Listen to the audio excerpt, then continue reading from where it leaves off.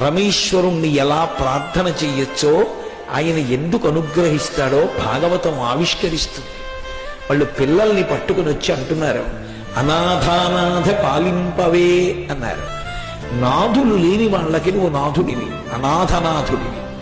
అనాథులందరికీ కూడా నువ్వే నాథుడివి. పైగా అసలు లోకంలో అనాథగా ఎవరు ఉండవలసిన అవసరం లేని స్థితిని కల్పించగలిగిన వాడి.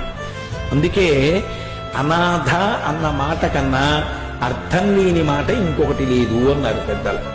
ఎందుచేత అంటే ఒక మాట ఉందనుకోండి, నామం ఉంటే రూపం ఉంటుంది, అలాంటి వాడు ఎవరో ఉండాలి అని. అనాథ అన్నాను అనుకోండి, ఎవరో ఉండాలి.